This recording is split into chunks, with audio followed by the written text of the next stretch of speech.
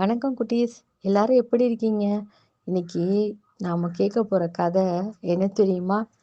பையில் தொலைந்த வீட்டு பாடம். வாங்க கதைக்குள்ள போலாம். ஒரு ஊர்ல ராமுன்னு ஒரு குட்டி பையன் இருந்தான். அவனுக்கு பள்ளிக்கூடம்னா ரொம்ப பிடிக்கும். பள்ளிக்கூடத்துல தானே நிறைய காரியங்களை கத்துக்கிட்டு இருக்கோம். புதுசு புதுசா நிறைய நண்பர்கள் எல்லாமே நம்ம ஸ்கூல்ல இருந்து தானே நமக்கு கிடைக்குது. ஆமா தானே?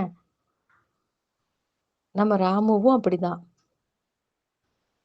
மற்றவங்களுக்கு மரியாதை கொடுக்கறதுலே ஆகட்டும், தன்னோட சக மாணவர்களுக்கு சரியா புரிந்து கொண்டு அவங்க கூட சகஜமா பழகுறதுலே ஆகட்டும், தன்னோட மிஸ்ஸு கேட்குற எல்லா கேள்விக்கும் கரெக்டா பதில் சொல்லி ஒரு ஒழுக்கமான மாணவனா தான் இருக்கான். அதே போல மற்றவங்க கூட பேசுறதுலயும் ரொம்ப பொறுமையா, பொறுப்பும், மரியாதை கொடுக்கும் பண்பும் அவன்கிட்ட நிறையவே இருக்கும். மற்ற நண்பர்களுக்கும் அவன் நல்ல உதவி செய்வான்.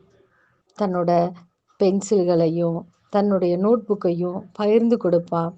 இன்னும் மற்றவர்களோட எளிமையாக பழகுவான். இதனால அவங்க மிஸ்ஸுக்கும் அவனை ரொம்ப பிடிக்கும். அவனும் கரெக்டான நேரத்தில் பள்ளிக்கு வருவான். அதனால ராமுவை அவங்க எல்லா மிஸ்ஸுக்கும் ரொம்ப பிடிக்கும். கரெக்டாக இருப்பான், நல்ல மதிப்பெண் எடுப்பான், மற்றவர்களுக்கு கற்பிக்கிறதுலையும் உறுதுணையாக இருப்பான். மறுநாள் காலையில ராமு சீக்கிரமா எந்திரிச்சு பள்ளிக்கு போக தயாரானான். புத்தக பைய திறந்து பார்த்தான். அடடா, என்ன இது? அவனோட வீட்டு பாட நோட் புக்கை காணோம். நேத்து ராத்திரி வரைக்கும் நல்லா தான் இருந்துச்சு, இப்ப எங்க போச்சு? ராமு ரொம்ப பதறிட்டான். பைக்குள்ளேயும் மற்ற எல்லா பக்கமும் தேடி பார்த்தான். பார்த்தா அவன் வீட்டு பாட புத்தகம் மட்டும் இல்லவே இல்லை. அப்பதான் ராமுக்கு ஞாபகம் வந்துச்சு. நேத்து விளையாடும் போது பையில இருந்து வீட்டு பாட்ட நோட்டு கீழே விழுந்திருக்கும்னு. உடனே வேகமா போய் பார்த்தான். பார்த்தா அங்க புல் தரையில அவனோட வீட்டு பாட நோட்டு பத்திரமா இருந்துச்சு.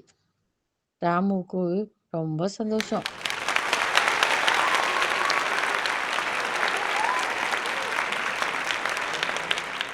இதுலேருந்து நம்ம என்ன கற்றுக்கிட்டோம் குட்டீஸ்? நம்ம பொருட்களை எப்பவும் பத்திரமா பார்த்துக்கணும். முக்கியமாக வீட்டு பாட நோட்டை பத்திரமா வச்சுக்கணும் இல்லையா? அதே மாதிரி எந்த ஒரு செயலையும் அவசரப்படாம பொறுமையா நிதானமா யோசிச்சு நம்ம செயல்பட்டோம்னா வெற்றி நமக்கு தான். அது தொலைந்து போன பொருளா இருந்தாலும் நிறுத்தி நிதானமா நம்ம யோசிச்சோம்னா நம்ம எந்த இடத்துல வச்சோன்னு கண்டிப்பா ஞாபகம் வந்துடும். இந்த கதை உங்களுக்கு பிடிச்சிருக்குன்னு தானே? அப்ப கண்டிப்பா உங்க ஃப்ரெண்ட்ஸோட ஷேர் பண்ணிக்கோங்க. இதே மாதிரி இன்னும் நிறைய கதைகளை கேட்கணுமா? அப்ப நம்ம சேனலையும் மறக்காம சப்ஸ்கிரைப் பண்ணிக்கோங்க. அடுத்த இன்ட்ரெஸ்டிங்கான கதையில நாளைக்கு நான் உங்களை சந்திக்கிறேன். நன்றி குட்டீஸ். பாய் பாய்.